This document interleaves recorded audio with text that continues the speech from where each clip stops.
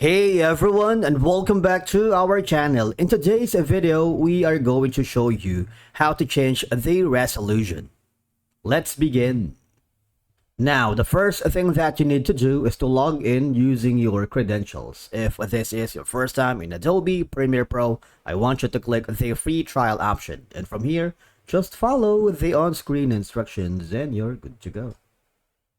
Now, to change the resolution here in Adobe Premiere Pro, you can adjust the sequence settings or export settings depending on what you wanted or your goal. For example, the first thing, once you have loaded the video clips, you want to make sure that all the files have been set up perfectly. In my case, I believe this video clip is ready to go. So the first option is going to be going to the top corner where you can see the sequence. All right. And click the sequence settings. What will happen is it will be forwarded to this section and you have all these. Now, if you click the editing mode, we have all these options where you can change the resolution. Right now, I am in custom, so I have a custom exporting settings that I have created here in Adobe Premiere Pro. We will be discussing that in a separate video if you want to take a custom resolution. But before that, you see there are multiple options that you can choose from. ARRI Cinema, AVC Intra, 1080i, from Canon, GNX. There's a lot basically, alright? It's up to you. Now, if you wanted to change this to maybe like an HDV 1080p or maybe a 4K, let's try this one. Okay. What will happen is no sequence preview presets were found for this editing mode, but others, so let's not do that. So the time based is going to be 60 frames per second. So it's up to you. If you want to change the frame second as part of changing the resolution, you can choose from 24, 25, 29, 15, and 60. Depending, of course, you want to make sure that your GPU and the PC can handle the render. The bigger the resolution, it gives stress to your computer, all right? You just have to take note of that. In working color space, you can choose from any of the following. If you don't know how, just leave it as it is.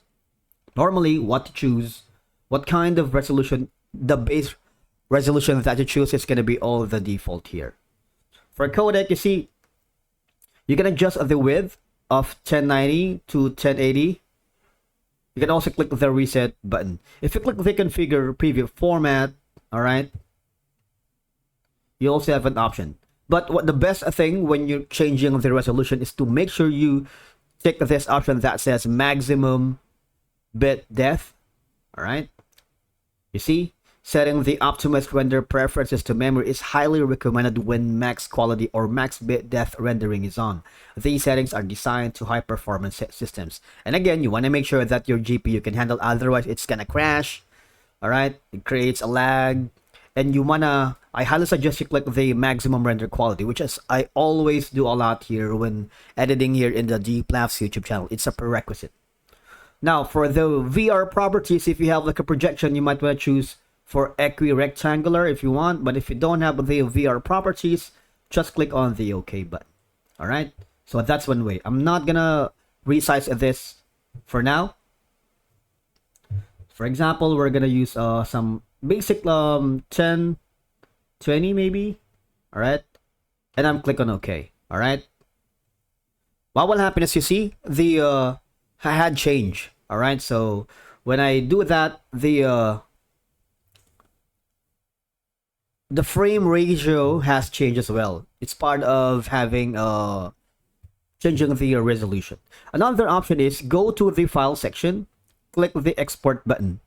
On the media right here, there is an option that says Ctrl+M, which is going to be the shortcut for exporting to media. Why? Because if you do that, I'm going to press Ctrl+M.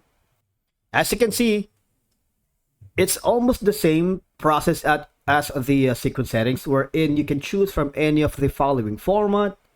All right. And then at the bottom, you would notice you have an option to change the video settings and export it to a different resolution depending on your preferences. And again, you have the option to check all these options.